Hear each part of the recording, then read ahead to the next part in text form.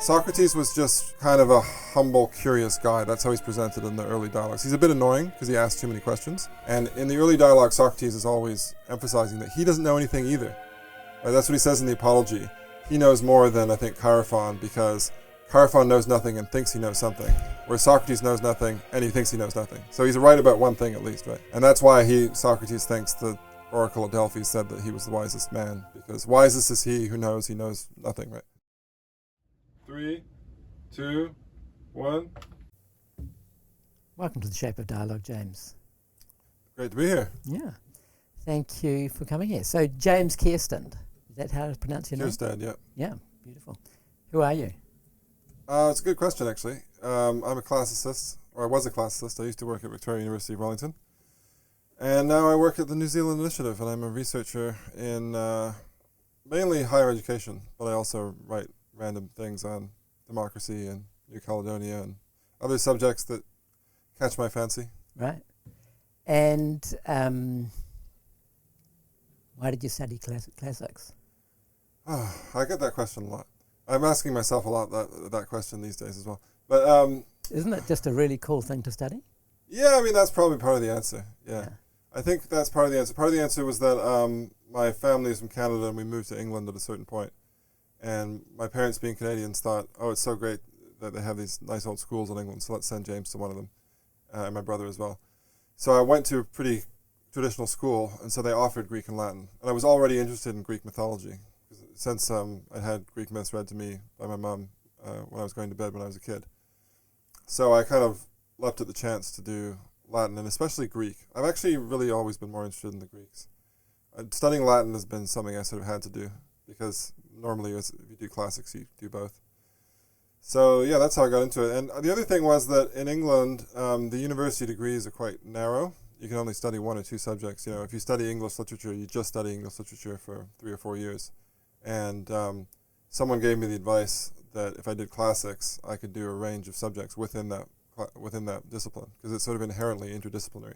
Because you can study 2 languages, and then you also study history, you can study literature, you can study ancient philosophy. In fact, the classics degree at Oxford, which I eventually did, you can do modern history as well, because it's a really bizarre sort of old-fashioned course, where back in the day, it would have been studying, the best literature, all of which is written by the Greeks and Romans, obviously.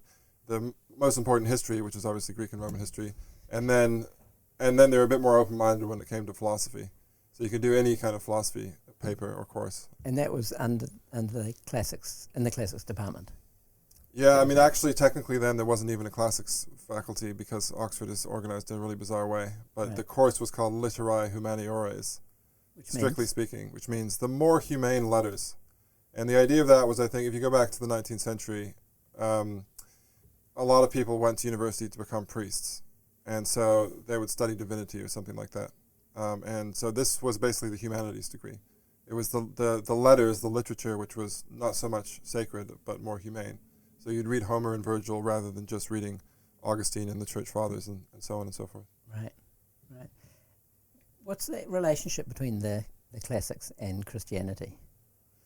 Oh, that's an interesting one, actually. I mean, do you mean the classics as in the great works of Greek and Latin literature, or do you mean the classics as a modern field? The ancient Greeks. Well, Christianity is a product of the Greco-Roman world. It's really a product of the intersection of Greek and Jewish cultures in the eastern half of the Roman Empire. Right. But obviously, even if you read the Gospels, Christ is interacting in a rather unfortunate way with people like Pontius Pilate. So, it's part of the Roman Empire. And everyone knows in the Christmas story, it starts out with, in the time when there was a census, in the time of Caesar Augustus, etc. So it's kind of inextricably bound up with the ancient Greco-Roman world. Having said that, it's also sort of like a kind of, I don't want to use a metaphor that's too insulting of Christianity, but it's kind of like some alien in an alien movie that gets born within the host of the ancient pagan world, and eventually it kind of springs out and destroys it, right? It sort of takes over the ancient pagan world and turns it into something else. Yeah, I was going to say, I was going to ask the question, is Christianity nested in the Greeks, the ancient Greeks, philosophy? Oh, that's an interesting question too. I mean, when I was at school, the school I went to was an officially Anglican school. And I remember and I was a Christian at the time, well, at least when I was sort of 14 and 15. And I remember somebody saying to me, the really extraordinary thing about Jesus' teaching was that his ethic is basically do good to your enemies. And if you look at the ancient Greek and Roman world, the main sort of ethic in the Greek world is do harm to your enemies and good to your friends. That's the sign of a good man. That's how Plato defined justice, in a sense, isn't it? Oh, that's really complicated. But I think probably not, actually. I mean, if you read the Republic, it's defined in this very bizarre way of like everybody in society doing something they're specialized to do, which to my mind makes no sense. But it's also paying your dues. Actually, in the book One of the Republic, someone comes up with that example, and Socrates has this comeback of, not really actually, because imagine you borrow you lend a gun to somebody, you lend a weapon to someone who's actually crazy. Is it the just thing for him to give that? You know somebody who's crazy. Do you lend him a weapon if you've previously borrowed it from him?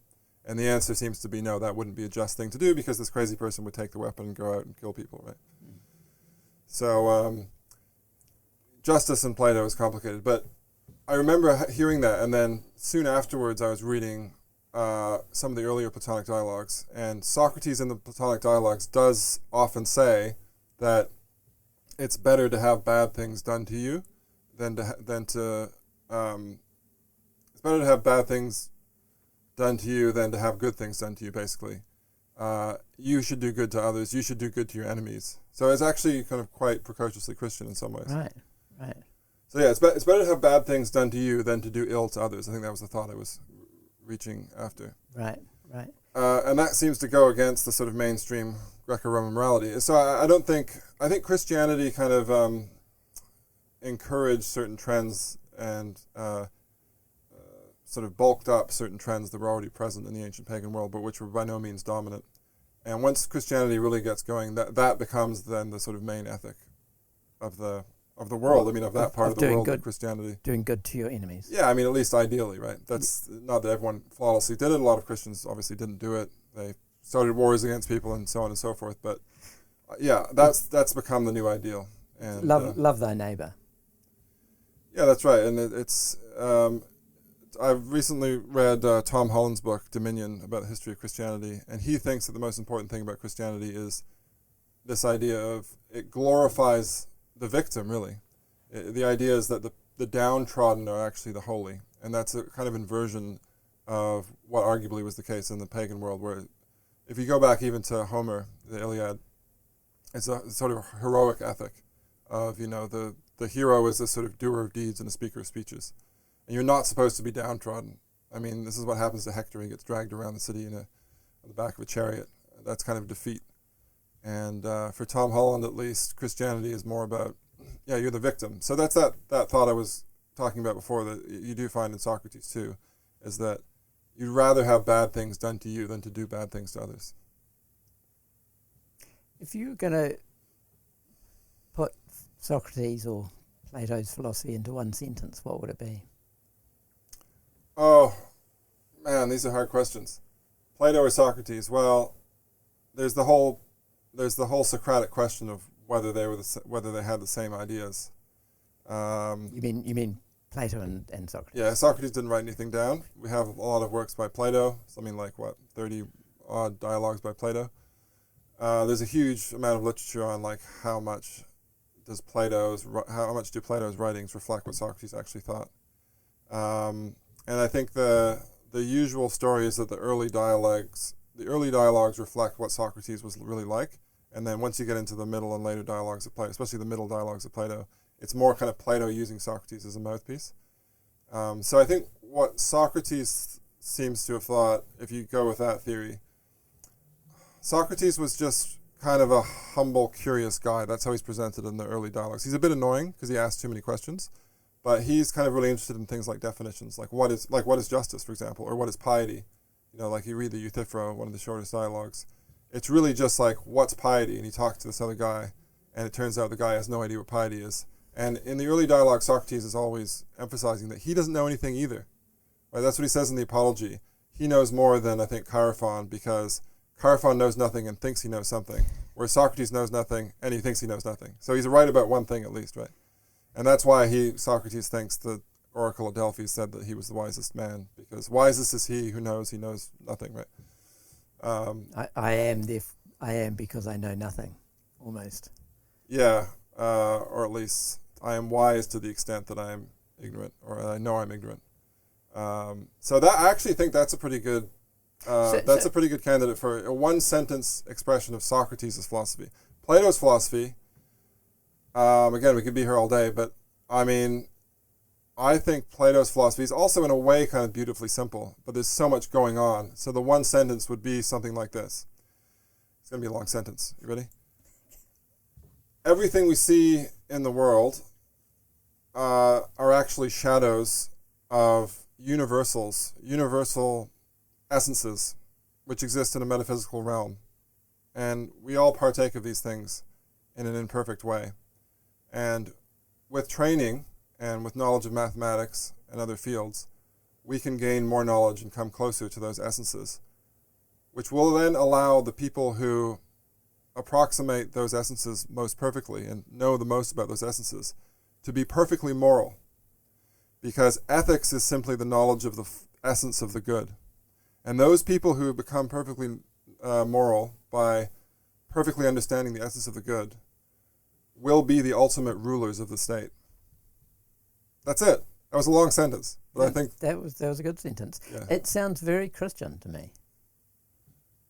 Does it? Well, in the sense that if you swap out the Platonic forms for God, I've often heard Christians talking about getting closer to God, knowing God. Oh yeah. Which is sort of partly what you said. Yeah, you're right. Actually, I don't know why I balked at that so much, but I was like, does it? Yeah, it does. Yeah, I suppose because I was talking about this sort of Christian humility thing, and then I started talking about the perfect rulers.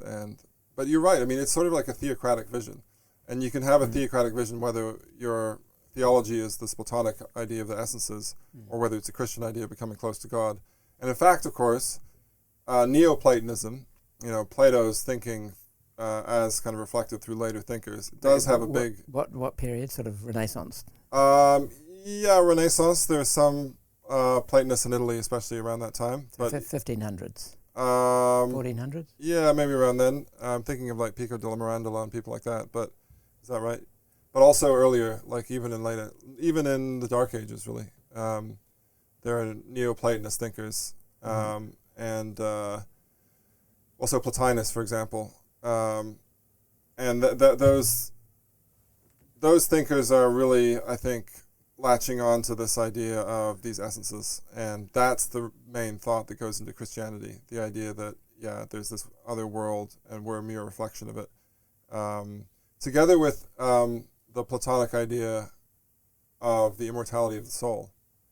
So if you read Plato's Phaedo, that's Socrates in prison awaiting his execution, and his friends come and they're like, "Oh, we're really sad, you're going to die." And Socrates is like, "It's fine. My soul is going to live on." Just explain why he's in prison, why he's going to die. Because he corrupted the youth, and he introduced false gods or novel gods. I mean, that was the decision of the Athenian people. Yeah, so he's put on trial. He's put on trial. Essentially, it was probably history's first show trial in that sense. Yeah, I mean, it's interesting to think about this nowadays because some people would say it's like the first ever cancellation of an academic. So we're all in this grand tradition now. One of many. Yeah. Yeah. I mean, they really cancel them though. Like, it's worth bearing in mind that when these things are going on, that it is bad and awful and disgraceful, but there are worse examples of this in history. Like, no one's being sent to actual gulags nowadays, and no one's actually being made to drink hemlock. Yeah. But that's what happened to Socrates. That's, again, a huge topic, but I mean, yeah, so he was... Socrates was accused of this in 399 BC, or this is when the trial happened, and in 404 and 403, 404 BC, so just 5 years previously, the Spartans had won this huge war against Athens, the Peloponnesian War. And after that, the Spartans imposed a narrow oligarchy on Athens, originally 30 men and then 10 men, and they were sort of brutal oligarchs, and they actually drew up lists of their enemies and they executed them. They executed something like 5% of the Athenian citizen population. So they were really mean guys. Socrates is associated with a lot of these people. So people like Critias, they turn up in Platonic dialogues, these people, and he seems to have taught them. So Socrates himself isn't actually prosecuted for that. And in fact, after there's a democratic counter-revolution, they reinstall the democracy. And then there's actually this, what's the word I'm looking for? Not asylum, not sanctuary. They sort of forgive and forget. Right. They say, you're not allowed to... the debt jubilee. Amnesty. That's the word I'm thinking of. Amnesty, yeah. So they say that they proclaim legally you're not allowed to prosecute anybody for anything to do with the reign of the 30 tyrants. Sorry, there were 30. Why did I say there were eventually 10? There were 10 men oligarchies in other city-states. But anyway, the 30 tyrants, of course. You're not allowed to actually prosecute anything that happened with the 30, except the 30 themselves. So you're allowed to prosecute them. So basically, one theory is that the Athenians had this problem that they strongly suspected that Socrates was associated with the 30, but they couldn't actually prosecute him directly for that. And after the 30 got kicked out, Socrates is still around, apparently, in the Agora, talking to people about how democracy sucks. It's kind of a provocative act, you might think. And then he goes to trial, and, if you read Plato's account of the trial, we actually have two, Xenophon's and Plato's, but it seems in Plato's that he also kind of, he was sort of asking for it in a way. He sort of goes about it in a way which suggests he doesn't really care about the result, and maybe Plato is kind of bigging up his reputation that way. But once he's actually convicted of corrupting the youth and inventing novel gods, you get to the point where there's the sentencing, and he's allowed to put in a counter plea. So one side says death, and he says, and then he has the option to say something really serious, like I'm going to go into exile or something. And what he says is, I think you guys should give me free meals in the town hall because my annoyingness is so valuable to you. My being a gadfly is such an amazing boon to Athens. And also, I'll pay a fine. You can levy a fine on me, but I don't have any money because I'm a philosopher. But I'll get my rich friends to pay. Right. So he kind of insults the jury at that point, and they have really no option at that point. I mean, they do have an option of not killing him still, but it's kind of like we can go with this, which is sort of insulting, or we can execute him. And the vote is actually very close as well. I think there are only something like 30 votes in it. Yeah. Out of how many? I think try and get this right. I think there were 501 jurors. Oh, right. So it's like a sort of a mass meeting. It's like a town hall meeting and everyone gets to vote, rather than what we'd have today, which have 2 or 3 judges or something like that. It's very complicated as well. I mean, that's technically all those jurors are judges. Like they're not. There's no actual professional judge, and then there's a separate jury. It's like those guys are going to decide everything. They're going to decide guilt, and they're going to decide guilt or innocence, and they're going to decide the sentence. So the Athenian courts, the way it worked is that 6,000 people at the beginning, there's a group of 6,000 people at the beginning of the year who sign up for it, and then they swear an oath. And then once you've done that, you can show up to the courts on any day, and you're going to be randomly allocated to jury courts. And there's going to be 201, I think 401, 501. I think we have evidence of some court cases which have even more jurors. Yeah. But those are the standard figure. The reason there's +1 is because they don't want to tie. Yeah. And then they vote at the end of it. Yeah, there's no deliberation.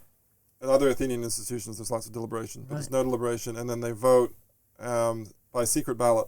Again, in other Athenian institutions like the assembly, they vote publicly by show of hands. In the jury courts, it's strictly secret ballot, and we found actually the ballots in the Agora in the town hall of the town square of Athens, and they look like little wheels with axles, and some of the axles have hollow ends and some have filled in ends, and so what people would have done is held them with their fingers. I actually have a camera. That's great. So you actually see me. So they have their fingers over the end, so you can't see whether the axles are filled in or not, and then you pass between these two urns. And one of the urns is like the count these ones earn, and the other one is the get rid of these ones earn. And so when people are passing through, you can't tell which ones they're putting in. Right. Yeah. So what's wrong with democracy, according to Socrates? I think that actually, so the Platonic / Socratic argument, and this bit probably is more Plato than Socrates, is actually like a beautifully simple one. It's sort of appealing because a lot of people still say this today. The argument against democracy is just that democracy is the rule by the stupid people. right? That's it. That's basically what Plato says. There are all these people, they're the masses, they're unwashed, they're uneducated, they don't know very much, and you're giving them all this power. It doesn't make any sense. So, for example, if you had to have brain surgery or something, you wouldn't just go out into the street and choose a random person to give you brain surgery, right? And, the best chess players are experts. They spent many years training. They're going to thrash anybody else. So that's kind of it in a nutshell. And it's not just intelligence, I think, for Plato. It's also virtue. That the people aren't virtuous. And that's why the whole idea of the philosopher kings in the Republic is you can train people. You can select the best, and you can even breed for them, actually, in the Republic. And also you can train them rigorously so that they know what the good is, and they flawlessly do it. So they're kind of like, they're intellectuals, but also they're kind of priests because they're sort of supremely moral. So Plato's an elitist. Yeah, I think that's exactly right. I mean, he's one of the most epic kind of elitists, I think, in history. And I think that's part of his influence is that he's one of the great theorists of sort of elitism and absolutism. When I first read The Republic, it felt very totalitarian.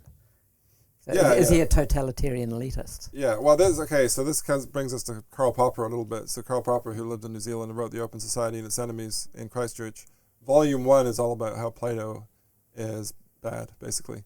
And I sort of agree. I mean, I don't want to go the whole hog of people nowadays who sort of, these social justice warriors who want to get rid of particular books and you're not allowed to read them and stuff. That's not, I think we should still read these texts, but I think Karl Popper is broadly right that the vision of society that's put out in the Republic and even in the laws where the ideal city is a bit sort of gentler, it's not a liberal democratic one by any stretch of the imagination. It's a sort of authoritarian one. Whether it's totalitarian, people argue about this. When Popper's book came out, there was a long controversy in the pages of learned journals, and a lot of people would say, "Oh, it's not technically totalitarian; it's just authoritarian." What's the difference? Exactly. Popper didn't actually say that Plato was a Nazi. Some other writers have come out and said, the vision of what we have in the Republic, the vision of Callipolis, the ideal city of the Republic, is basically Nazi. I think that's too strong because there are various things about it that aren't really like the Nazis at all. Like, he's not going on about how we always have to have wars so that people are virtuous. It's giving too much credit to the Nazis, really, isn't it? Yeah, exactly. So it's not rule of the mighty. It's not this sort of barbaric vision of like, I'm stronger than you, so I will dominate, which arguably you get in some of this Nietzschean stuff. Yeah. It's more the rule of the wise. So you got to give Plato credit.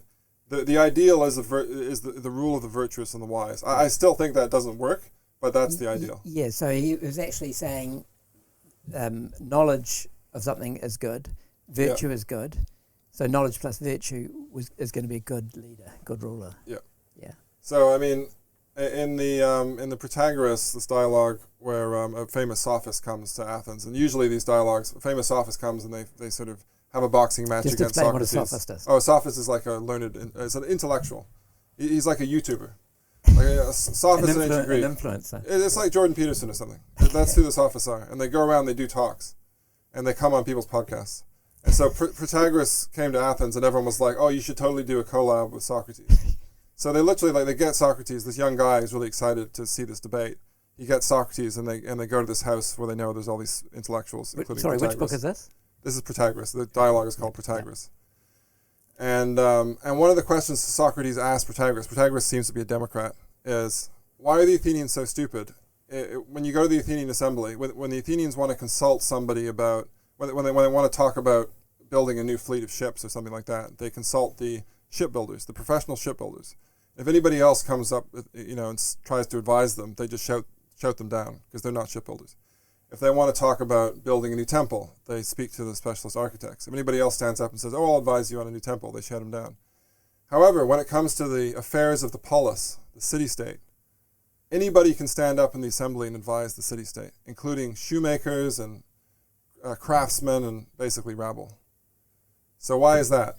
So that's the big sort of Platonic question about democracy. Well, he's really discounting the knowledge, the everyday knowledge of the everyday person. He's saying it's actually not worth anything. That's right. Yeah, so that's one answer. I mean, so this is something that I think we've learned more about over time is that, And actually, this is already in some ancient texts, like Aristotle has this thought too, that if people come together in a particular task, Aristotle actually talks about potluck meals. If people come together, and so one person's really good at making Greek salad, for example, and someone else is really good at making fried chicken or whatever it is, then you'll have a better meal than if you just have one person. And I think over time we've seen, I mean, things like Wikipedia is imperfect, but... Well, it's the concept of the wisdom of crowds. Yeah, exactly. So I think in Plato's time that seemed less convincing, but now we have all these examples. And as I say, it's not like absolutely perfect. Wikipedia has flaws as well, but there's a lot that can be achieved when people come together and sort of input their... They don't all have to be individually very wise. They might just be very stupid and uneducated about some things, but, you know... Well, the criticism I have of Plato is, yes, you do want a brain surgeon to operate on your brain because they have really specific knowledge, which is completely germane to that situation.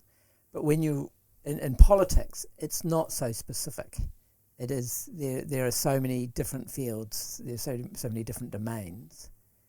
And I suppose, in a sense, the democracy allows a whole plethora of information to be sort of to spring up to the yeah, that's right. representative. That's right. That's what I was, and that's what I think Plato misses. Yeah, that's what I was going to say about, you know, nowadays, for example, if we want to talk about economic policy, we could just plan it all in Wellington and, you know, have no input from people. But I think the wiser governments are those which say, oh no, we're actually going to sort of talk to various, well, nowadays they're called stakeholders.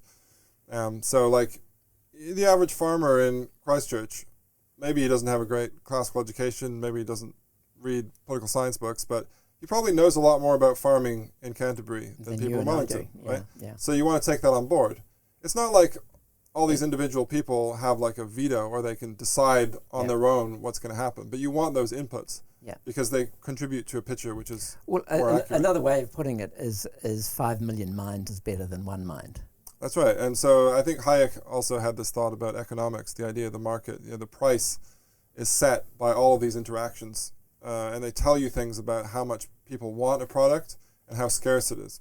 And that actually is done in a way which is accurate and it's rapid, and it's much more accurate and it's much quicker than if you tried to get some kind of commissar in the central state to work out how many shoes people needed. I mean, they tried that in Soviet Russia, right? Yeah, and it didn't go very well. Yeah, it didn't go very well. And it's not even because they had problems with corruption. I mean, there's that as well. But even if everybody's, you know, ideally sort of intelligent and educated and not corrupt, it's just very hard to know all this stuff. It's impossible. It's an information problem. Yeah. One mind. Knowledge problems. Yeah. What it's sometimes called, one mind, or just a board of minds.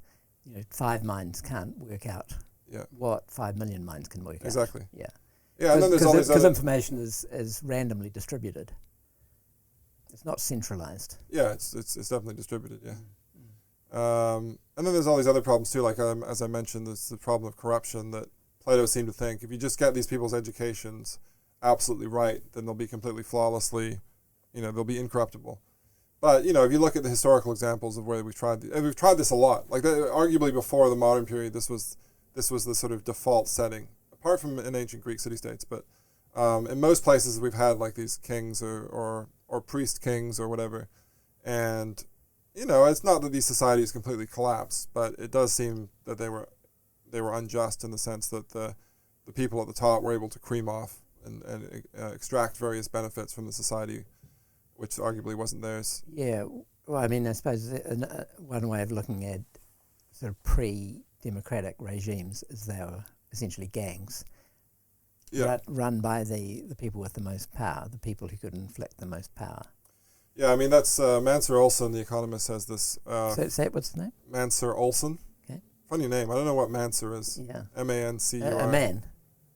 Yeah. Mansur Olson. I think he was from the Midwest in the States. I think maybe he had some kind of Turkish ancestry or something. I don't know. 20th century? 20th century, yeah. Okay.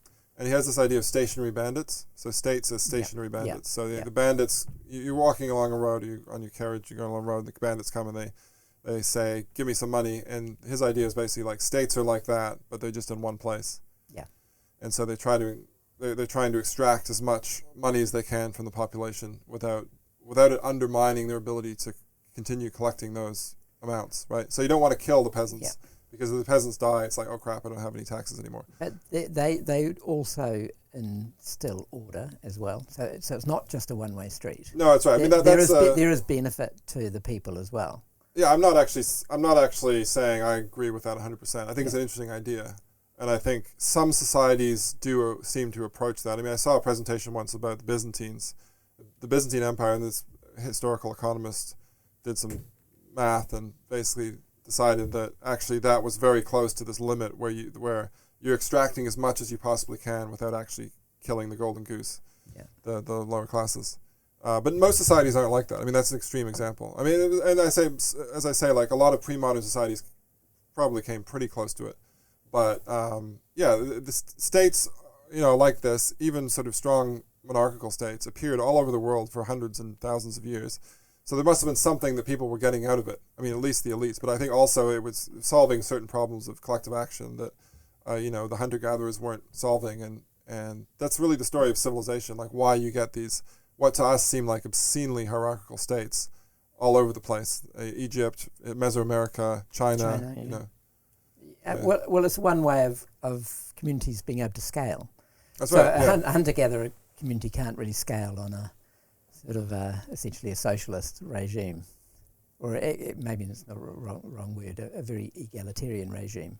Yeah, I mean, I sort of like to think that could be a thing, and that we're getting closer to that nowadays. But it does seem to be a historical fact that, if you go to the sort of 3000s or 2000 BC, societies were either hunter-gatherers or they seem to have been these sort of so-called complex states, which usually took the form of kind of a big man or like a very male elite, usually some kind of monarch, who also had sort of religious claims that he was especially close to the gods or he was descended from the gods.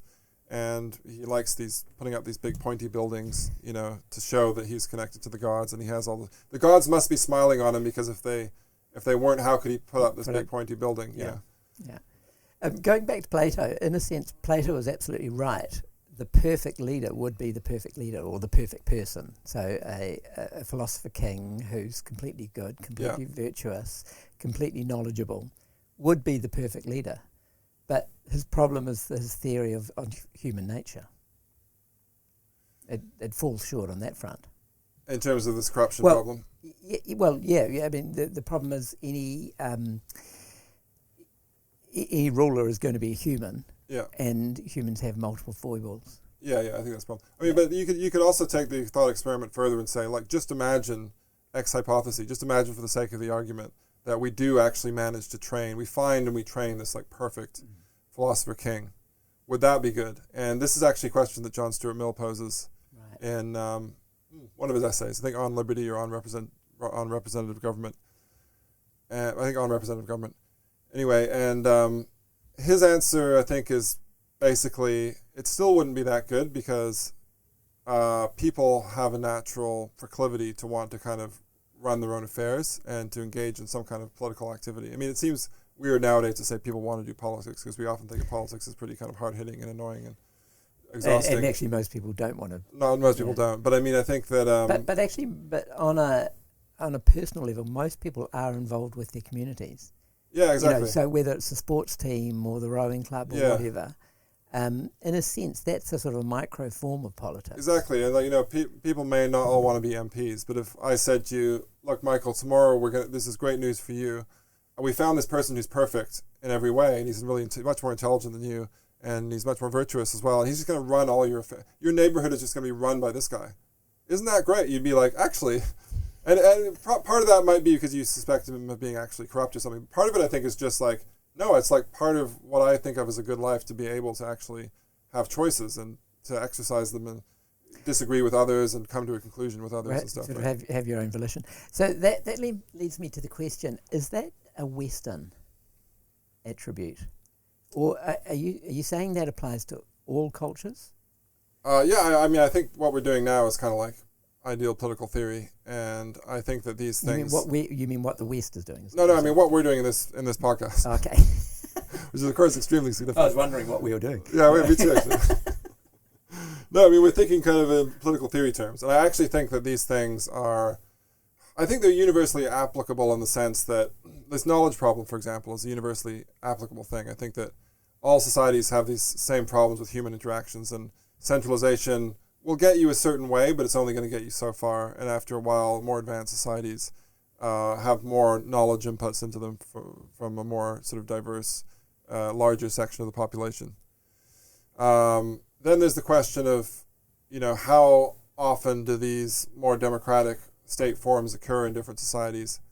And I think that, it's clear, it's a historical fact, well, arguably, I think it is, that the representative governments we have now, this is a historical fact, the representative governments that we have now, representative democracies, the republics we have now, those emerged in the West.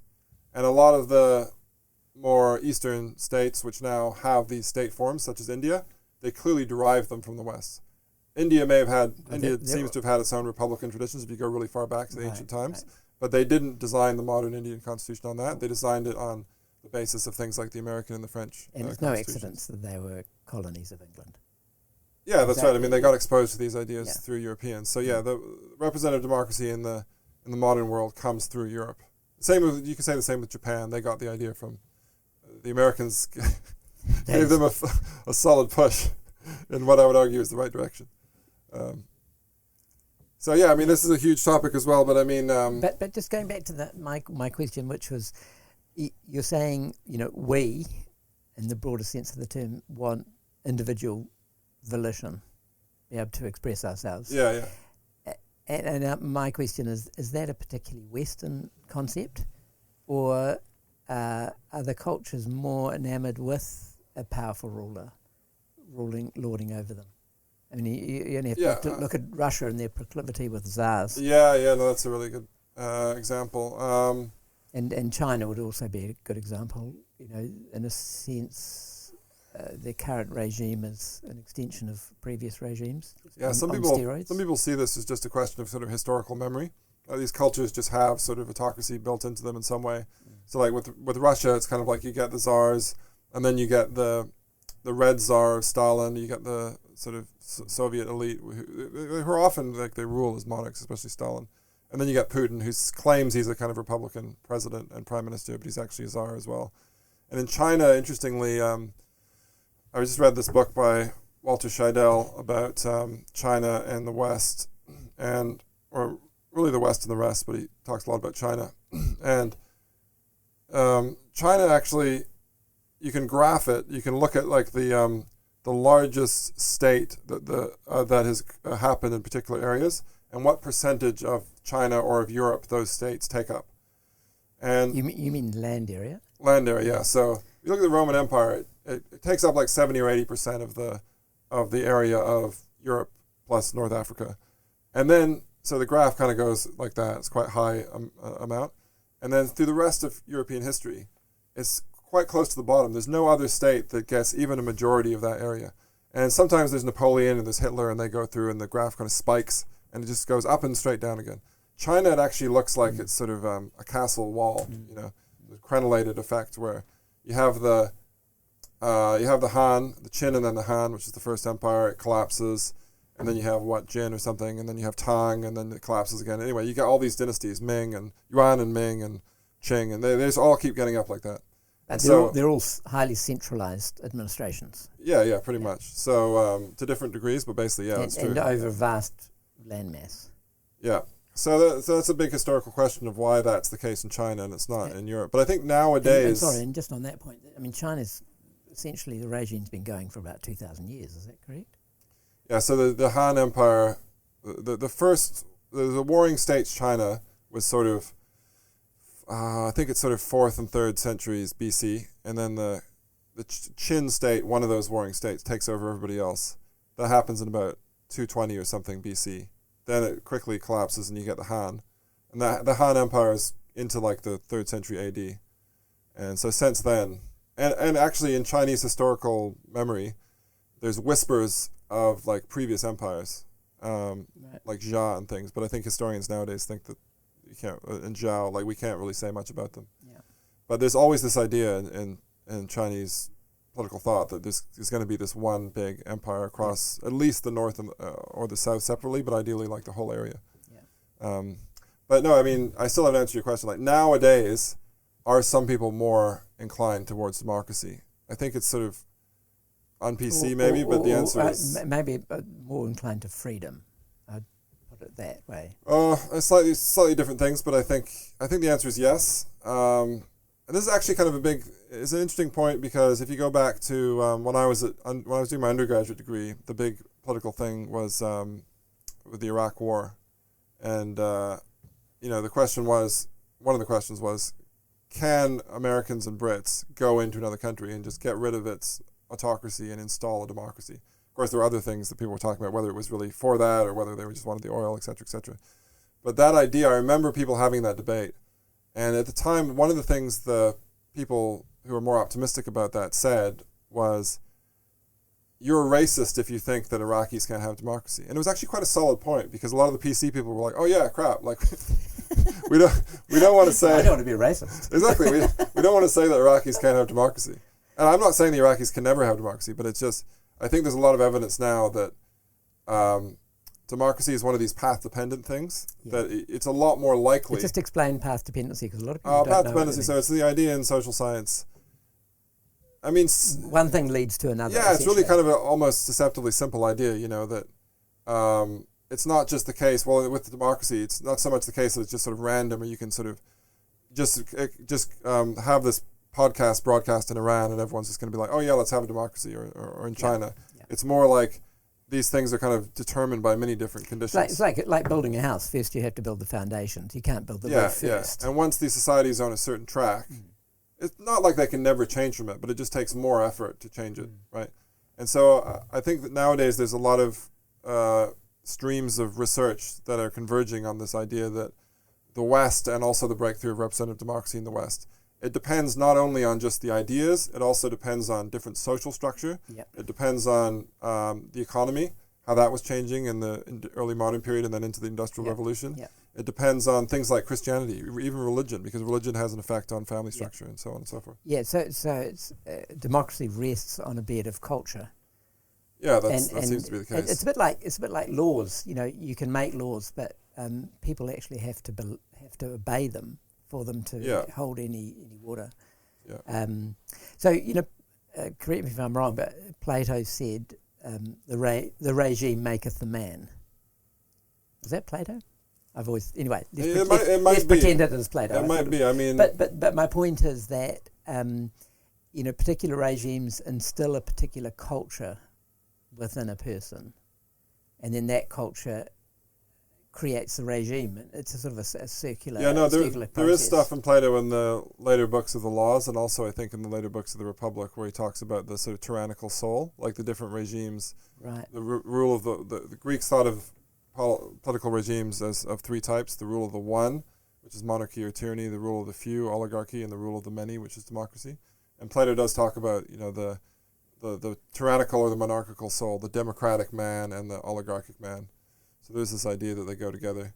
And obviously he was very disparaging about the democratic man. We probably wouldn't be that disparaging today. But yeah, it does seem like there are certain sort of cognitive habits that go into this. I mean, one is just, and this is kind of one of the big findings, I think, of research on the West in the past few years, is just that a lot of it is to do with abstracting away from kinship. So a lot of traditional societies are based around kinship and all these kinship networks and protecting the family and boosting your family. And in the West, they seem to have weakened these kinship networks to a huge extent. And that is helpful for democracy to the extent that if there's an election in my area, I'm going to genuinely, maybe there's tribal stuff going on too in the modern sense of signaling and whatever else. You think one side is cooler than the other, but that's actually not kinship. Yeah, but exactly, it's fictive kinship. We use the word tribal in a non-literal sense there, right? Yeah. So ideally you're going to be thinking, I want to vote for Michael because he has the better economic policy or whatever, right? You're probably not going to be voting in New Zealand, unlike Michael is my fifth cousin, and the clan of the Kierstead Goldwaters needs to be supreme in New Zealand, right? Which of course it does. But anyway, of course it does, indeed, yeah. But in a lot of other countries, that's the way. And I mean, it seems immoral to us. It seems corrupt to us. I think it's hard for most Westerners to actually understand that. I know, and this is the thing. That is actually the norm in all human societies, Exactly. except for the West. We're the weird people. Yeah. Explain weird. There's a lot of weird things I could go into. Well, that's the acronym, the one all caps, WEIRD. Yeah. Western, educated, industrialized, rich, and democratic. So that was a phrase coined by, I think, Joseph Henrik. But actually, in Joseph Henrik's book, The Weirdest People in the World, which is all about this, I remember he was talking about these really interesting experiments where they basically give people from different cultures a chance to. They give them I can't remember how they designed the game, but they give them a certain amount of money, and they have a choice to sort of obey this abstract rule, or to like keep the money and give it to their friends and family. Right. And basically, the weird Westerners tend not to do that, and they see the idea of keeping the money and giving it to friends and family as immoral, as nepotism. Yeah, and the further away you get from weird people, so you take like hunter-gatherers from the Amazon and things like that, people who are really unweird. More traditional societies, they all just give it to their friends and family. And then they interviewed some of them afterwards, and they were like, we're doing the right thing. And if you think about it, they have a strong case. Like, literally, like some weirdos bring you into an office and they give you money. Obviously, the right thing to do is to take it and give it to your friends and your family, because you need to support your friends and family, right? Yeah.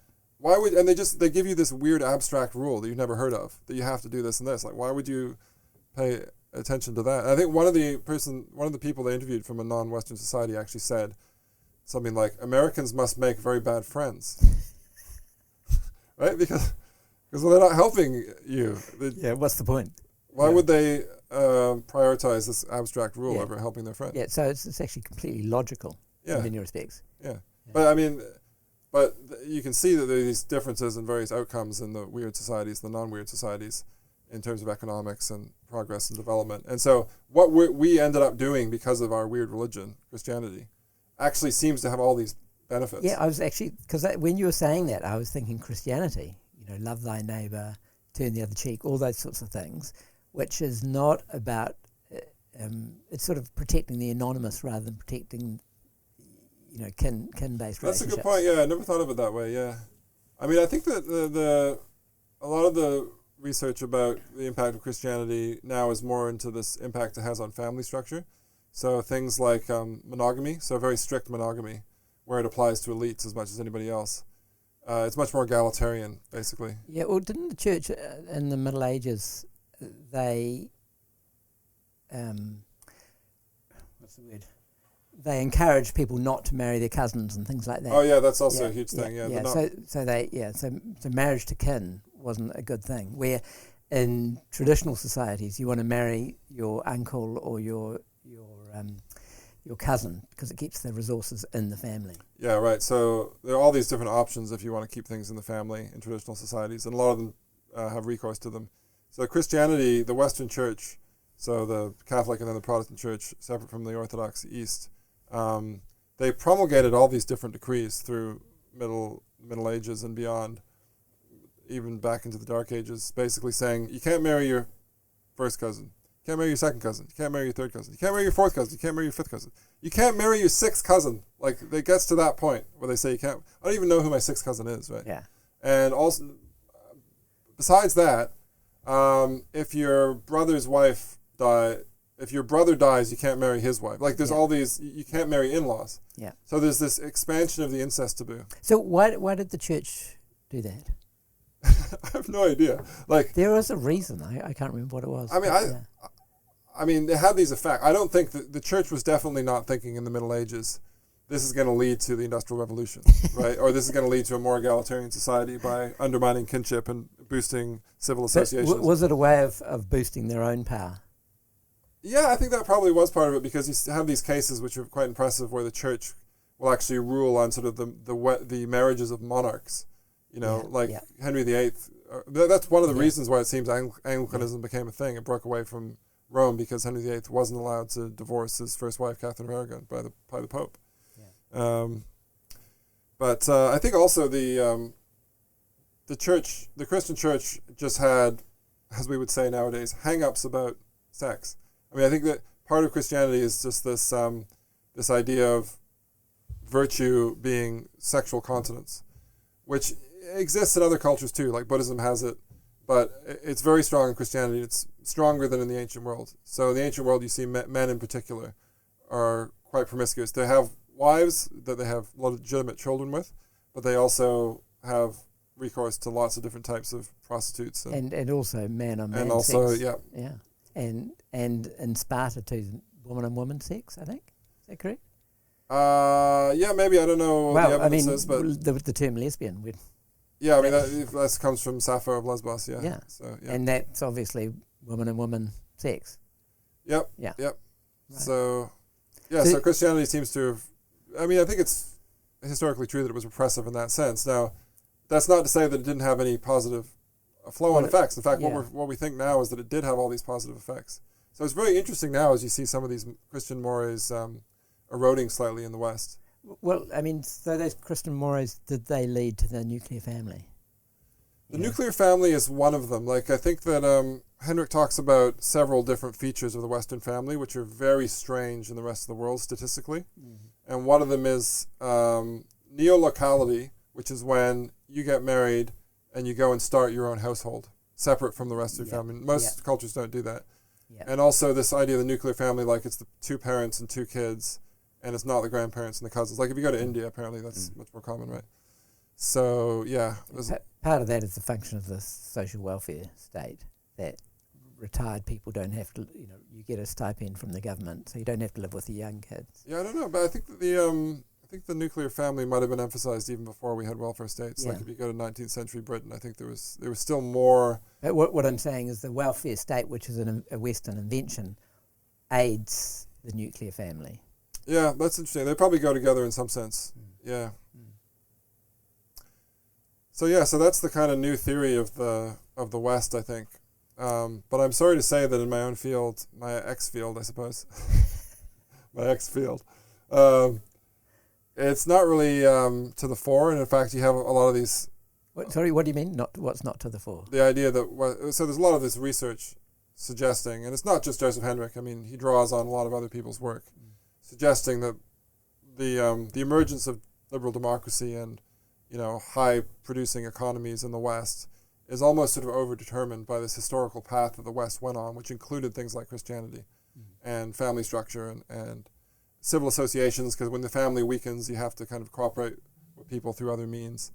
All these things led up slowly to the sort of emergence of the modern economy in the West and to what we would call modern politics. And I think in classics and a lot of sort of other academic fields now, which are more sort of, how should I put this, postmodern in orientation, there's this idea that the whole idea of the West is just a narrative. And a meta-narrative. It's a meta-narrative. No, I think it's just maybe it's a meta-narrative, I don't know. Yeah. Anything you can do, I can do meta. It's one of those.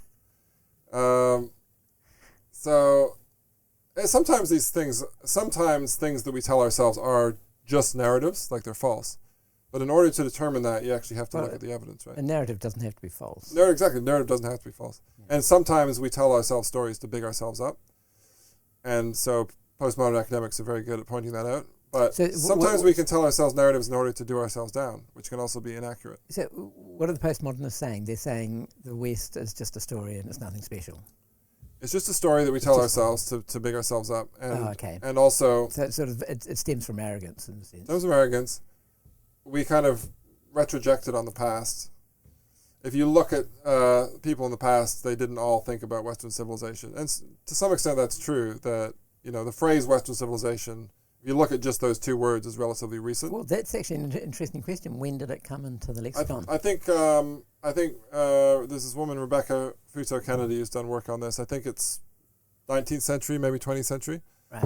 But I also don't think that proves that Western civilization was never a thing before that. Right? Well, just because you don't have that exact phrase. Well, a thing can be a thing without a name. Exactly. And before they might have used terms like Christendom or whatever. Right. Yeah. But even if they didn't, even if nobody in medieval Europe ever thought of themselves as Western, which actually isn't that unlikely because they didn't have much exposure to other cultures, it wouldn't mean that there was no difference between what we call Western and other cultures, right? Well, the real question is are there sort of overarching philosophies between different people? So, the French and the English and the Germans and the Spanish. If they're, we would all class them as Western. So do they have more in common in the way the regimes are run than different? That's interesting. So the differences within the West as well. I mean, there are differences, but I think that there's more that they have in common than we would say Germans are more similar to the French. Modern Germans are more similar to the French than they are to the Chinese. To the Chinese, but also to like hunter-gatherers in the Amazon. So like the really different cultures are the ones which never even went through complex states and things like that. Yeah. But it's something I thought about before. We're talking about the path dependency of, say, democracy and Western cultures and stuff like that, and you can't just graft it on. The proof of that is Iraq and Afghanistan. It's very clear, that especially in Afghanistan, you're never going to put a Western democracy in place from upon high. Yeah, that seems to be the case, and they tried really hard. There's not that cultural infrastructure. Yeah, that's the idea, and I mean it's reasonably clear when the Taliban sort of swept out the Western-supported Afghan army a few years ago that there was a differential in terms of their motivation. Like the Islamists just really wanted an Islamic state, and the Afghans who were trying to defend a kind of liberal democratic state, they weren't ready to put their life on the line for it, I don't think. I mean, some of them did. Some of them got shot and died, but they were outfought by the Taliban because of morale, I think, primarily.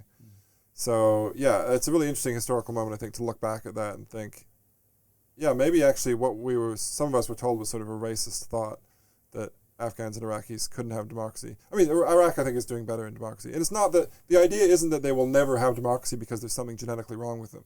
The idea is that certain historical processes and certain conditions just make it more likely for democracy to flourish. Yeah. Well, it's not predicated on genes, it's predicated on culture. Yeah, and you can have, interestingly, like you can seem to have some aspects of the Western package and not others, and you do better. So like Japan, for example, has been very successful at Westernizing while also sort of keeping a lot of elements of its traditional culture.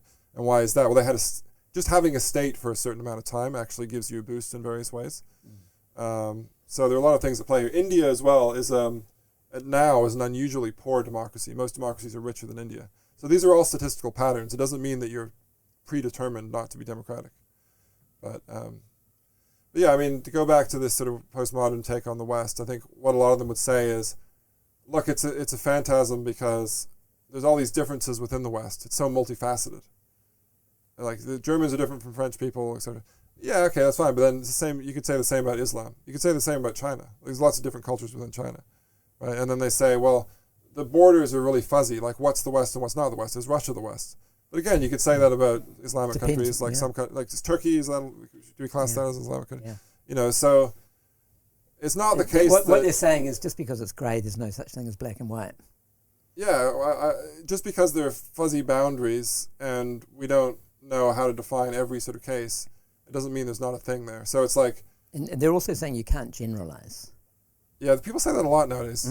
Well, that's what made me think about it. People always say you can't generalize. Well, yeah, you can. I know, I just... Yeah. You can. I mean, it can be perilous in the sense that it's if you make a big statement, it's more likely to be wrong because just one case might. Well, there's always exceptions, and the exceptions generally prove the rule. Yeah, well, I mean, it depends on the case, but I mean, trends also exist. So you can have generalizations as kind of like universal claims that it's always the case, like all swans are white or something, and that can be easily disproved. But you could also just say things like, Westerners tended to have nuclear families, and I think that humanists in general are very bad at then coming back and saying, but there's this one case of Westerners who didn't have a nuclear family. And you're like, yeah, but the trend is... And that's the same with the West, right? You can always find examples of things in Europe that go against the narratives, the main claims that people make about the West. And you can find supposedly non-Western societies. Like, Ethiopia had a Christian civilization for a long time. So people are like, that shows that West isn't about Christianity. And it's like, well, no, it just shows that there's some exceptions. Like, broadly, Europeans and Westerners have been more Christian than others in world history. Yeah. So generalization is just stating what's general. Yeah, exactly. And there's nothing wrong with that. So, I think actually what we really like, or the most useful statements are true, broad, sweeping generalizations, right? So like Newton's laws are sweeping generalizations. Like Newton nowadays, if he'd published Principia Mathematica, people would have just been like, that is like so sweeping. But he actually has done the work to figure out that this actually applies in all these cases, right? Yeah. So that's what we want. So it is true that you can do it sloppily, but if you come up with like a novel generalization which is demonstrably true, that's a really big contribution to civilization. Yeah, but by saying something is general, you're not excluding the specifics or the exceptions. It depends the kind of statement you're making. You could most men are tall in general. Most men are taller than women. Exactly. But there are actually a lot of men who are shorter than women. Yeah. So that's maybe that's not the right term, but I would think of these as sort of trends. I guess there's a pattern. There's a broad pattern, statistical pattern. And I think that this is something so the postmodernists think that is a bad thing to do philosophically. I think that's right. I think I don't know if that's where the sort of distaste for generalizations comes from in our culture, but I think they dislike narratives and meta-narratives, right? Because they distrust them. They think that they're sort of trying to prove something. Except for their own. Well, that's the only a recent shift. I mean, if you read Pluckrose and Lindsay, do you know that book? What's it called? Cynical Theories. Cynical Theories, yeah. That's their theory that there was a phase of postmodernism that was all about. This is kind of like Socrates. Like early Socrates is all about give me your definition and I'll unpick it and I'll deconstruct it. And then when you get to middle period Plato, he's like, here's a narrative, like here's an idea of how society should be organized around people glimpsing the form of the good. You're like, whoa, where did that come from? So as with Plato and Socrates, kind of like at a certain point, the people who used to be postmodernists stopped saying all narratives and meta-narratives are wrong, and they started saying all narratives and meta-narratives are wrong except for the one that we have about racism and sexism and transphobia and homophobia and all the rest, right? Yeah. And I'm not saying some of the aspects of that narrative might be true, but it's just it's kind of a weird dodge to say all narratives are wrong and then to have a very strong narrative yourself. Yeah, because I'm correct. Exactly. Yeah. So it's they don't know their own ignorance, to quote Socrates. Yeah, I think that's exactly right. That's like we need more intellectual humility, I think. Yeah. Just to be open to being wrong, and that's true. What Socrates says, like the wisest person is someone who knows that they don't know, in a sense. Yeah, well, that's what I treasure from Socrates, is the ability to know your own ignorance, to know your own limits of your knowledge, and there's actually nothing wrong with not knowing something. Yeah. I mean, I think we want to know like it's good to know things, but there's wisdom in knowing when you don't know and in accepting that, right? Well, the reality is, even the most intelligent person in the world is totally limited in their knowledge. And again, that goes back to the beginning of our discussion, because if if the philosopher king who is the most intelligent, most good, is still limited in knowledge, you need all that other knowledge and all the other brains in the community. Yeah, that's right. Yeah. Just one thing I want to touch on, which we didn't touch on before, about Christianity and the Greeks. So you're saying that Christianity sort of came from the wellspring of Greek philosophy, in a sense. Was it in the zeitgeist? How did Jesus get hold of it? What was going on back when Jesus was being a carpenter in Bethlehem? Yeah, it's not really my special subject, I have to say, but I mean, I wouldn't necessarily say that Christianity sprung from Greek philosophy. It was more that Jesus was kind of a hick. Think of Jesus as like a bogan. Like he's from this far away part of the empire, which isn't particularly distinguished for philosophy or arts or anything else. It happens to be in the eastern part of the empire, which is generally Greek-speaking. Not even generally Greek-speaking. It's the area where Greek is kind of the lingua franca. Yeah. And so it's really kind of like a Jewish cult. It's a Jewish religious movement within Judaism. And then the gospel writers write up their accounts of Jesus' life in Greek because that's the language of the eastern half of the empire. They're probably not speaking Greek. They're probably Aramaic speakers like Jesus. And we can tell. But they wrote it in Greek. They wrote it in Greek because, like nowadays, if you were in anywhere like, I don't know, Georgia or something. You were in some place where you speak a language that no one speaks. Georgia by Russian, not Georgia. Yeah, not like Georgia. Yeah, like you're in Finland or something, and there's the Messiah comes. You're gonna go online and publish it in English, right? You're not gonna write it in Finnish or Georgian, right? Because no one's gonna understand it. Yeah. So it's kind of like that, but we can tell from their Greek that they're speaking. They're not Greek first language speakers. They're not fluent. Yeah. But like the Gospel of John, though, has this famous opening about the Logos. In the beginning was the Word, ento arche and ho logos, and that the Logos is like a Greek philosophical concept.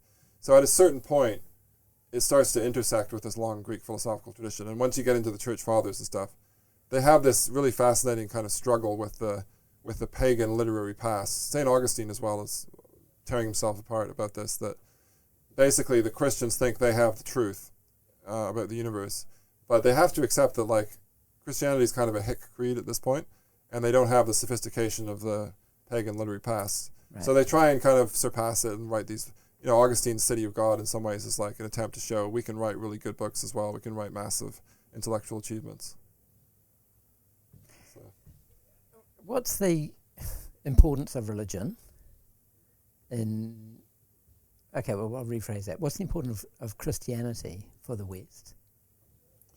Well, I think the main thing now is all the stuff we've been going through about family structure. I think that's actually the most important thing, which is sort of strange because I think maybe especially if you're actually a Christian, you probably are more inclined to think that it's the moral teachings of Jesus.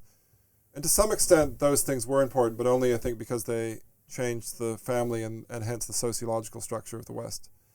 Maybe not only, but like primarily.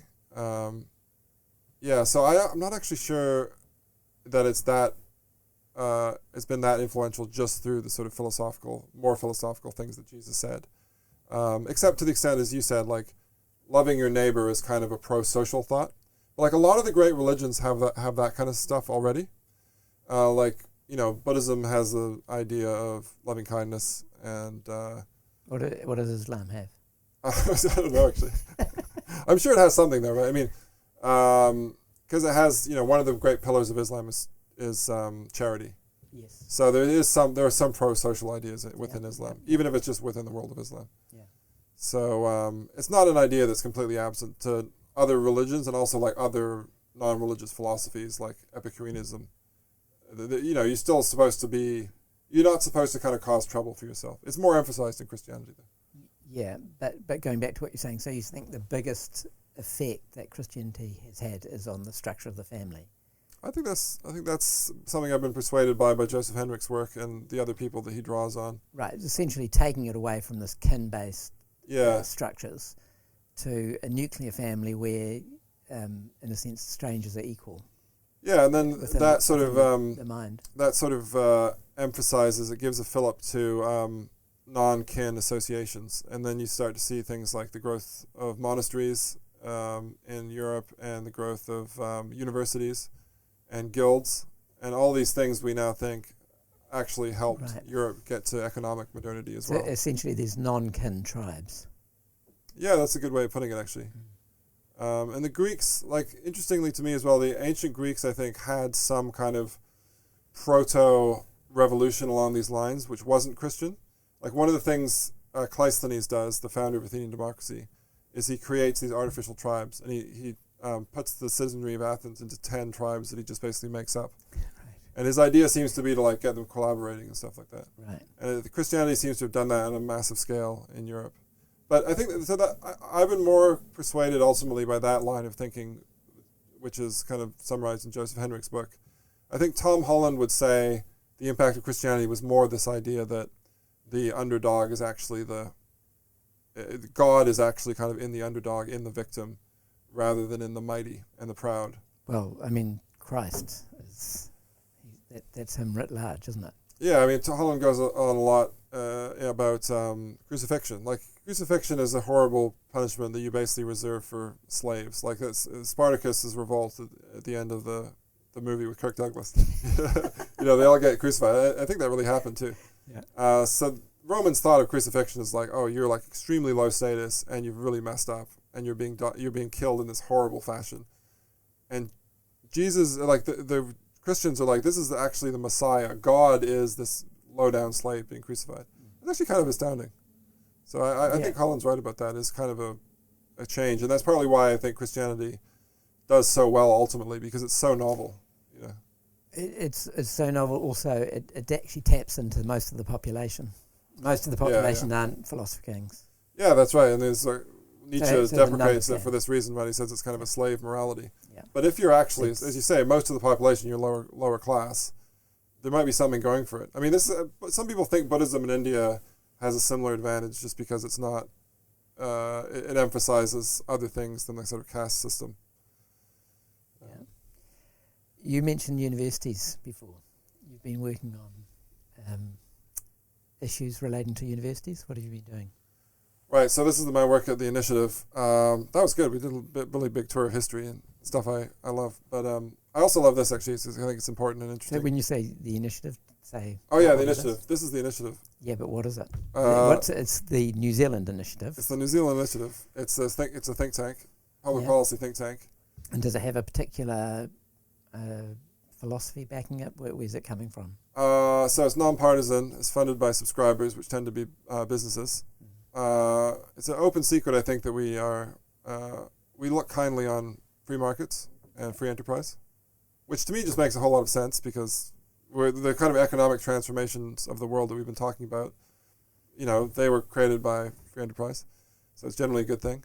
Other than that, I think it's just we want to do good research on things in New Zealand. And we're not in every case in favor of like market solutions, because with some of my work on the universities, I'm not actually sure that every aspect of the marketization of universities that occurred in this country was a good thing. I think some of them make a lot of sense. I think generally competition for students and across universities is good and can drive up standards. But I think there are things to think about there about whether we got that right and whether selling knowledge is the same as selling other things. Well, the market is not necessarily the universal asset. Doesn't fix everything. Doesn't fix it, and I don't think anything fixes anything, right? So, but yeah, that's who we are. And then so what have you been doing? So I'm working on higher education mainly, and so I've basically done two things since I've been here. One is work on administrative bloat, or the number of administrators at New Zealand universities, and the other is to work on academic freedom. Right. Well, let's start with the first one. So, can you give us some numbers in terms of the increase, say, from 50 years ago, of admin to lecturers? 50 years ago. Oh, my math isn't very good. So what is that? 25. It's like 75, isn't it? Yeah. I actually can go back further. I go to 1961. Yeah, just whatever the number. So this is a research note that we did after the main report.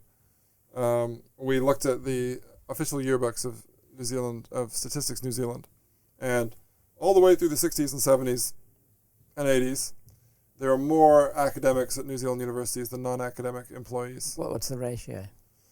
I can't remember what the ratio is then. It's just like, I remember is it 50-50? I mean, 51-49? Yeah, it's something like that. It's very close. I think the number of non-academics is usually just under 50% for most of that period. So it's like 48%, and then 52 or 53% of universities are academics. And then at a certain point, it flips, and you get more non-academics than academics. When's that point? 1991. And that is the Bolger government? It's Ruth Richardson, isn't it? I think it might be Ruth Richardson. Yeah, it is. Yeah. So that's one theory about why it happened, because they seem Ruth Richardson being the finance minister. Yeah, she had this very the mother of all budgets, thoroughgoing budget. Yeah. Now we found in our research that actually the reason that non-academics became more numerous than academics in 1991 wasn't because they hired not because universities in New Zealand hired a load of non-academics all of a sudden. It was because they cut a lot of academics in 1991. They cut a lot of part-time academics. So the admin stayed the same, and they just reduced the academics. Yeah, and for whatever reason, that then stayed the status quo until now. So now we have a situation where around 60%, I think 59% was the figure we used in the report from, I think, 2021. Around 60% of employees at universities are non-academics. Right, so there's been a shift of 10 points in a sense, 10%. Yeah. Right. But is that big, or it doesn't sound that big? I think it's kind of symbolically important, that I think that people pay taxes, and some of the taxes go to universities, and they probably think, oh, there's all this tax money going to universities, which is good because they're curing cancer and they're writing really interesting things about classics and Socrates and Western Civ, and we want our money, and our children are going there and they're talking to cool people about Western Civ and classics and stuff. And postmodernism. And postmodernism, yeah. And they're probably not thinking, we're paying money to the universities and like more than half of this amount is going towards bureaucracy. Okay, so that is also almost a better question. So what, budget-wise, is it half going to bureaucracy? No, because academics get paid more than non-academics in general. So It's about 45% of the total salary expenditure of New Zealand universities goes towards non-academics. So that's not like 80%. It's not like most of it, but... And what would the just general... And we can't generalise on this. Right. But the ratio between how much an academic earns and how much an admin... Yeah, well, you could do it on averages, couldn't you? Oh, well, that's it. I mean, that's... So what... If I say like 45% of the total salary spent is non-academics, isn't that the info that you wanted? I suppose so. Yeah. I'm not a mathematician. I could work out the ratio, but I won't. Yeah. Really, I don't. Okay. I don't know how to work. You just made me look ignorant. Thanks, James. No. I mean, I don't know how to work out the ratio on the spot. That's what I'm saying. No, I'm kidding. But, yeah. Anyway, so yeah, because again, I would have thought it would have been bigger than that. The increase in admin, and if I'm just going to be devil's advocate, it doesn't sound like that much of an increase. So what's the problem? Is what I'm asking. I guess I still think it's a problem because so all these New Zealand universities are just cutting people like left, right, and center. Academics. Well, they're cutting academics and professional staff. To be fair, but they're cutting a lot of academic programs, and they need to make savings, but almost a half, 45% of their salary spend is being spent on bureaucrats. And some of them, I mean, when we did the report, we said this very clearly, and I'll say it again, like a lot of these people are really useful. Like you need some of them for universities. It's the question of how much you need. And if we go back in the past, we can see that universities in New Zealand survived for decades and decades with far fewer. Well, what's the international standard? But I imagine the same problem has been happening throughout all universities. Well, so we're actually something of an outlier. Like we're in the higher group around the world. I mean, we couldn't find good information from all around the world about these things, but there was one study of universities in Europe, and I think that if you put New Zealand in that set of countries, we would be like top 2 or 3. So we're definitely the highest in the English-speaking world. And again, by how much? So our ratio of non-academics to academics, it's kind of a little fiddly depending on how you define it, but basically it's 1.4 to 1. So for every one academic at a New Zealand university is 1.4 non-academics. In Australia, it's 1.2. In the UK and the US, it's sort of 0.8. So they actually have more academics than non-academics still, which was the case here before the 90s. And have you talked to universities why they need so many of these important people? Well, we tried to. I mean, we brought out the report, and we had a debate on RNZ with the head of Universities New Zealand, Chris Whelan. And I think he was just sort of saying, well, modern universities need all these people because universities have changed a lot. But then you have to ask, well, why are our numbers? I asked. I don't think he had a great response because I don't think there is one really. He couldn't answer in detail in a sense. All right, let's just say he answered. I can't remember exactly what he said. People are welcome to listen to the interview. I didn't think it answered the question perfectly well. So if it's true that we need more helpers, but why do we in New Zealand seem to need more helpers than even in the States? In the States, there's lots of lurid stories coming out about how some of these universities have so many administrators. And it's true, like the fancier ones do. But on the average, actually, New Zealand has more. That's one of the things that really surprised me when we did the report. We looked at the actual figures. It's like, I thought we were going to be not as bad as the States, but we're worse than the States. So I can't remember if you said this before. Where are we in world rankings? Are we the highest?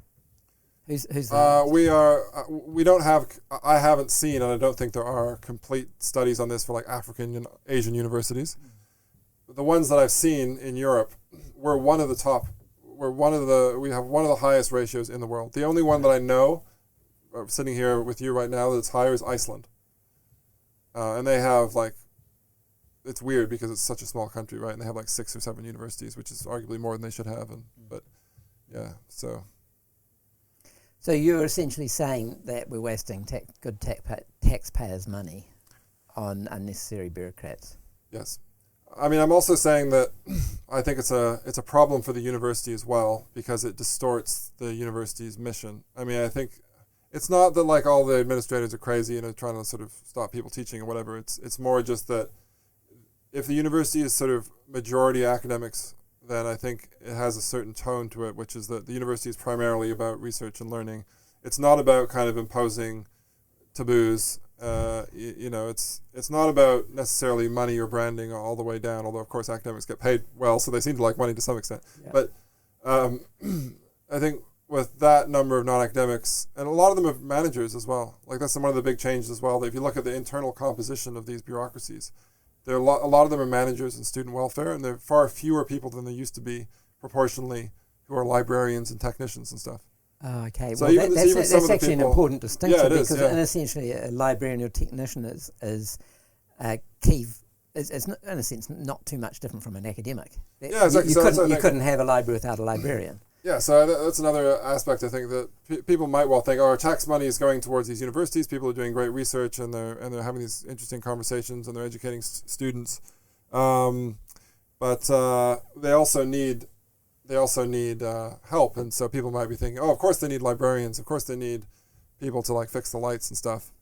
But actually, there are still those people, but a lot of the money is going towards, managers, student welfare, general services. Like a lot of the categories that are listed in the statistics are very opaque. Like we don't really know who these people are, but they just seem to be like general kind of admin folk.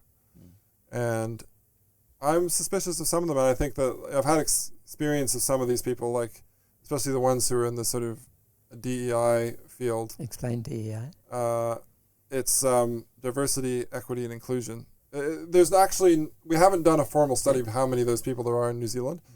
There are probably far fewer than in the States. Like you may have seen people may have seen on social media, the University of Michigan, the last few years, people put out like a list of their DEI administrators. There's over 100 of them that make more than $100,000 a year, right? There's nothing like that in New Zealand as far as I can see. However, there are some people who are working in sort of disability services or something, and they seem to put out these missives around. When I was working at Vic, there'd be these official posters from Victoria University Wellington saying things like, Victoria University has no tolerance for any sort of, I can't remember the term, like gender discrimination or something.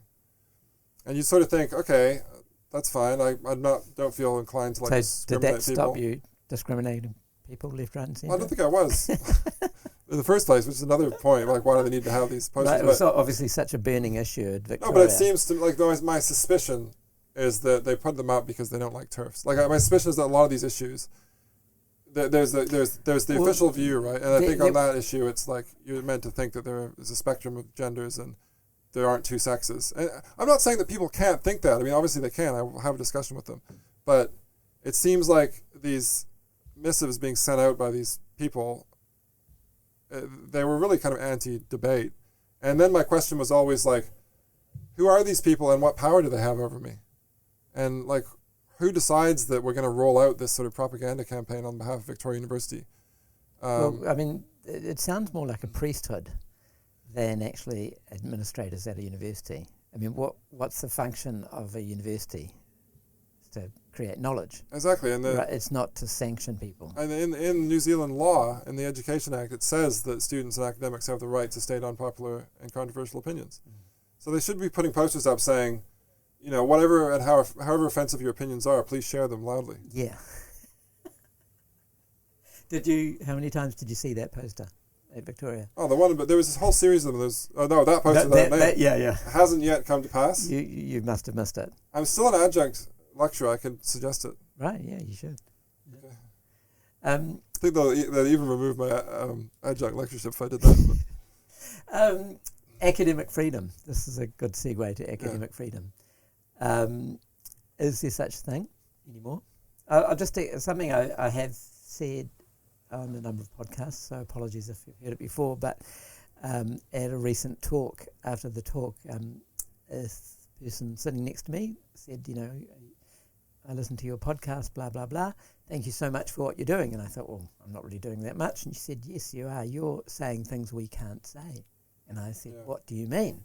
And she said, and she was, I forgot to say, she was a professor at a local university. And so she said, her university colleagues can't say the things that I've been talking about on the podcast. And I'm thinking, well, I haven't actually talked about anything particularly special on the podcast. So I was quite surprised. Is that your experience? Yes. So you can't speak freely in an academic institution. I mean, you can. You just know that you're going to be in trouble. Or you have a strong sense, let's say, that you're going to be in trouble. And it's hard because sometimes I thought, maybe I'm being too paranoid about this. But I often got some fairly strong feedback from reality that, I wasn't being too paranoid.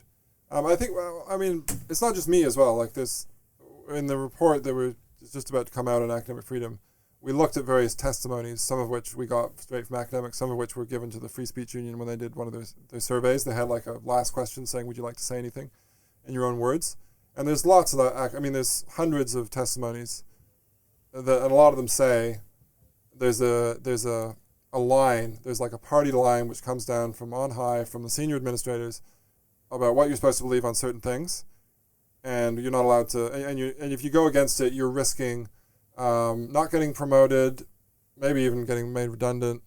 You're definitely risking social ostracism, and professional ostracism. No one's going to talk to you in the lunchroom.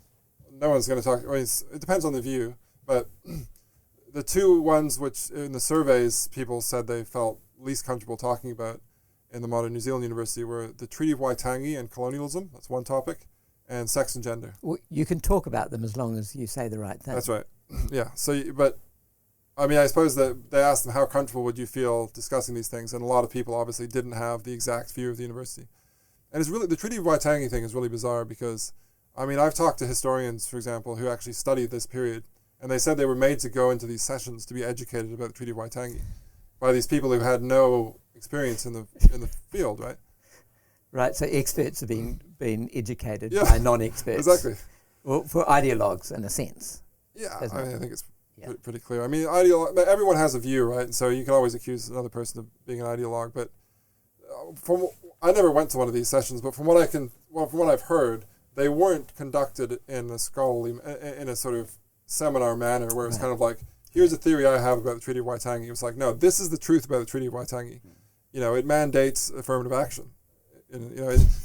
Or whatever. I don't know what they were saying, but it's probably something like that. And then the academics ideally would get a chance to say, which article does it say that you have to have affirmative action? I don't know the answer to that. But that would be a productive discussion, right? You could argue, I know that what the argument on the other side would be. It would be something like the treaty has principles. These things were actually taken up by lawyers in the late 80s and early 90s. Well, the principles are things that have been derived exactly, but you could argue by lawyers. These people have argued that there are these principles that reflects the idea of a partnership. And once you have the idea of a partnership, you have to have equity in the university, and that means if there aren't enough Maori lecturers, you have to engage in what I would call discrimination to get more Maori lecturers. But I don't think they would call it positive discrimination. Yeah. But I don't think we're allowed to have that. Like if you have that conversation out loud in a university. My sense is, and everybody else's, not everybody else's, but like a lot of the people who wrote these testimonies, their sense is that you're going to get in trouble. Like your career may suffer from it. I'm not going to say, they're not sending you to the gulag, they're not forcing you to drink hemlock, they're not necessarily going to fire you straight off, but people feel that they're going to be hampered by this in their career. Yeah. And socially as well. So it's not an overstatement to say that's not a good thing. It's not a good thing. Academic freedom is a good thing, and the opposite is not a good thing. It's illegal, I think. It's, as I said, in the Education Act, it actually says universities have to do these things.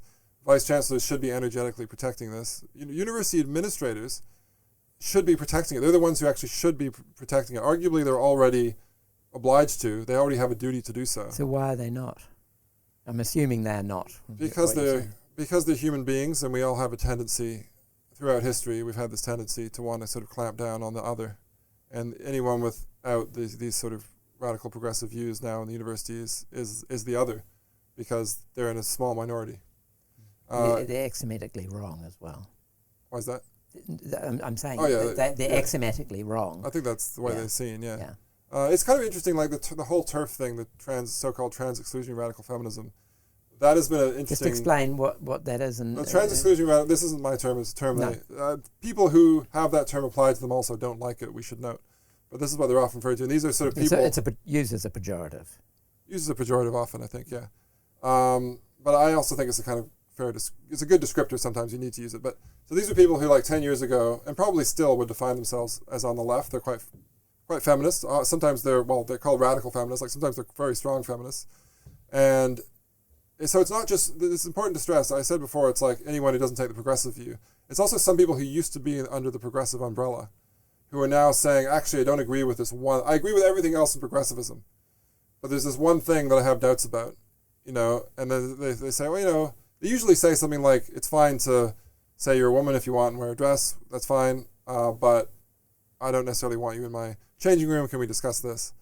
And they don't, that's the second, that's the issue which New Zealand academics say they feel most uncomfortable about, except for the Treaty of Waitangi.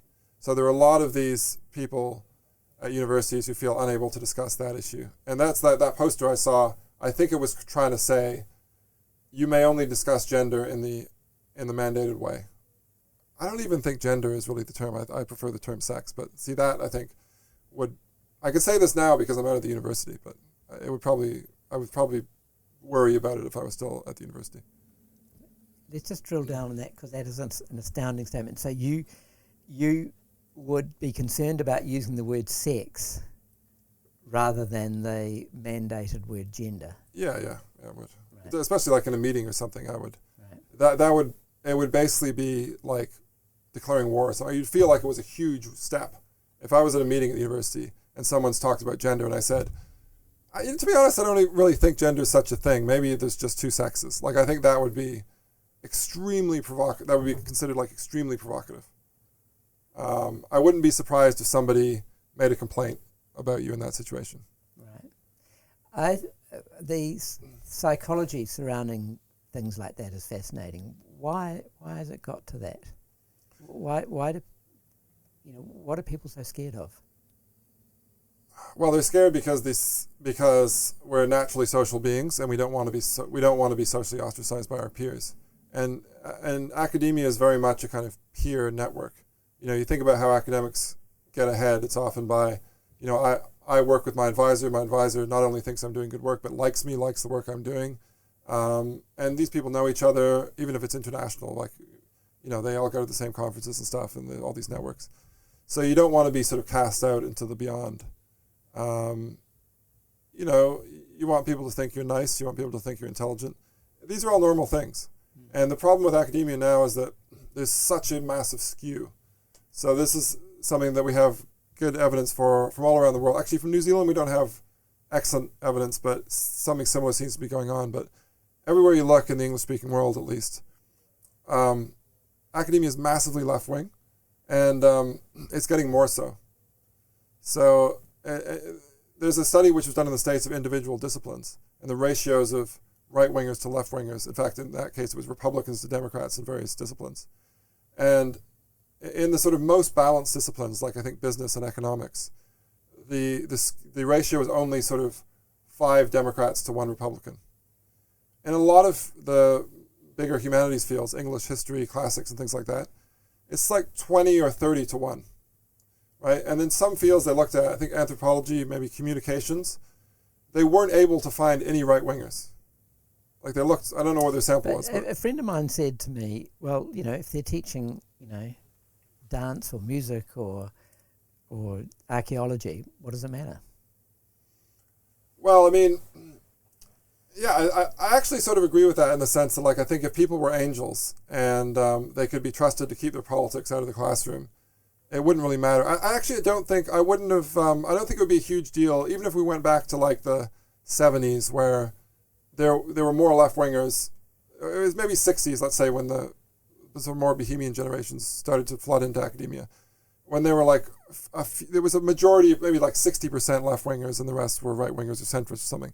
I don't think that was a disaster. That was probably fine. And I don't think that a lot of the really kind of negative dynamics that emerge when you get these crushing majorities probably aren't as strong then or don't exist. So that would be okay. It's just that with these huge majorities, as I say, like people start to see anything conservative or anything centrist as kind of evil. And then even if you're teaching archaeology, you might make some comments or whatever, or that, anyone who takes a different view is just going to be evil and stuff, and that has an impact on your students. But also, like, the work you're doing, I think, will be impacted by the fact that there's nobody outside of your network and your sort of familiar social scene that's taking a different view. So you're not forced to kind of test what you're saying, right? Or to sort of... There's no crucible to correct any errors. Yeah, and I think it's easy to think of these fields that don't seem very political, but this is also happening in political science and sociology and anthropology and gender studies. And these are all good things to study. And I know a lot of people who do gender studies responsibly. Even on the sort of more woke side, you can do it responsibly, right? But if all these people in these fields are on one side, and they, even if they're the best will in the world, they never have someone saying to them, do you know what? That's really interesting what you say about how, how we define gender has changed in texts over time. Have you thought about the evolutionary psychology perspective? And now I think often now people can just say they're just weirdos at a few universities because there's not very many of them.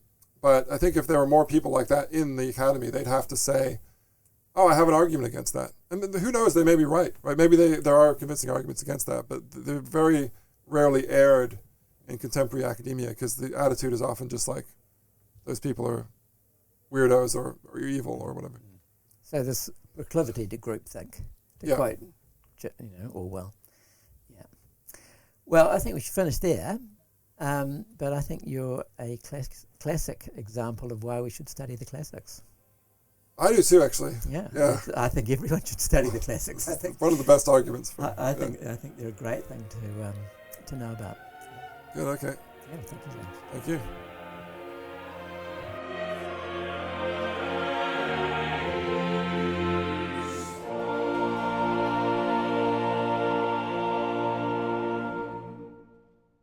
To help the Shape of Dialogue grow, please subscribe, like and comment and share it to all and sundry.